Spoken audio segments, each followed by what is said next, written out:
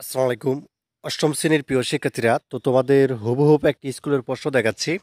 অষ্টম শ্রেণী তোমাদের হচ্ছে বিজ্ঞান বিষয়ের। তো এই স্কুলের প্রশ্ন থেকে কিন্তু অনেক স্কুলে একবার হুবহুব তো কমন পড়ে যাবে। কাজেই খুব গুরুত্ব সহকারে দেখো, ঠিক আছে? আচ্ছা, এখানে তোমাদের ক বিভাগ যেটি রয়েছে সেটা হচ্ছে তোমাদের এখানে সৃজনশীল প্রশ্নের কিছু আনসার দিতে হবে, ঠিক আছে?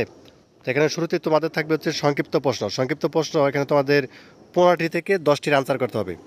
10টি আনসার করলে তুমি 20 নাম্বার পাবে। প্রতিটা প্রশ্নের মান হচ্ছে 2 করে। আচ্ছা, 1 নম্বর প্রশ্নটা দেখো, এখানে বলছে যোগ অর্থাৎ এনিলিডা পর্বের পানি হলেও বৈশিষ্ট্যে একটি ব্যতিক্রম রয়েছে, ব্যাখ্যা করো। এবং নতুন প্রজাতির শনাক্ত করতে শ্রেণীবিন্যাস অপরিহার্য কেন? 3, সকল অর্থাৎ স্পন্ডল তন্ত্র আকর্ষণ এবং তন্ত্র না হলেও সকল আকর্ষণ তন্ত্র স্পেডল তন্ত্র, এটা ব্যাখ্যা করো। আচ্ছা, মিওসিস কোষ বিভাজনের মাধ্যমে কীভাবে প্রজাতির ক্রোমোজোম সংখ্যা দ্রুত অর্থাৎ ধ্রুবতা বজায় থাকে এবং কোষ প্রাচীরকে বেদ্য পদার্থ বলা হয় কেন? এবং 6 নম্বর বলছে উদ্ভিদের পানি শোষণ প্রক্রিয়া কীভাবে সংঘটিত হয়? 7 নম্বরে পরমাণু বিভাজ্য নাকি অবিভাজ্য, ব্যাখ্যা করো। 8 নম্বর বলছে আয়ন কীভাবে সৃষ্টি হয়, ঠিক আছে, এটা ব্যাখ্যা করতে বলছে। আর দুটি বস্তুর মধ্যে দূরত্ব বাড়লে এদের মধ্যকার আকর্ষণ বল বাড়বে নাকি কমবে, ব্যাখ্যা করো। 10 নম্বর বলছে পৃথিবীর সাথে চাঁদের আকর্ষণ অভিকর্ষ বলা হলেও সূর্যের সাথে চাঁদের আকর্ষণ অভিকর্ষ বলা হয় না কেন?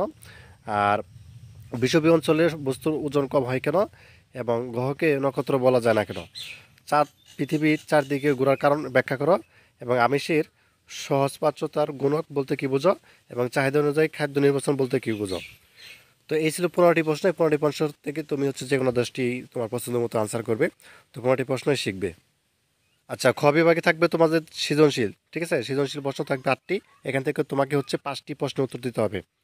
তো এখানে দেখো, নিচের চিত্রগুলো লক্ষ্য করো এবং প্রশ্নগুলো উত্তর দাও। এখানে চিত্র এক্স, ঠিক আছে, একটা ব্যাঙ দেওয়া আছে এবং চিত্র ওয়াই দেওয়া আছে বাটারফ্লাই মানে হচ্ছে প্রজাপতি, এবং চিত্র জেটে দেওয়া আছে। তো এখানে তোমাদের বলছে শ্রেণীবিন্যাস কাকে বলে, আর কুমিরকে সরীসৃপ বলা হয় না কেন, ঠিক আছে? তো চিত্রে এক্স পয়েন্টটি কোন শ্রেণীভুক্ত, ব্যাখ্যা করো। এই যেটা ব্যাংকটা।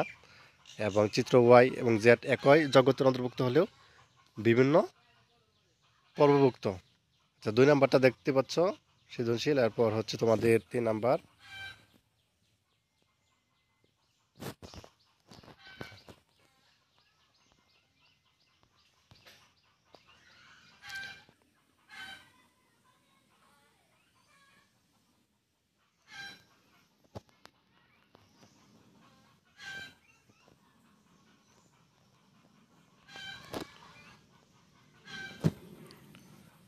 সৃজনশীল প্রশ্ন তোমাদের হচ্ছে খ বিভাগে 5টি সৃজনশীল প্রশ্ন দিতে হবে। 1 নাম্বার সৃজনশীল দেখতে পাচ্ছ যে শ্রেণীবিন্যাস কাকে বলে, কুমির সরীসৃপ বলা হয় কেন, এবং চিত্র এক্স ওয়ানটি কোন শ্রেণীভুক্ত, ব্যাখ্যা করো, ঠিক আছে? আর 2 নম্বর সৃজনশীল এটা দেখতে পাচ্ছ। এরপরে রয়েছে 3 নম্বর সৃজনশীল।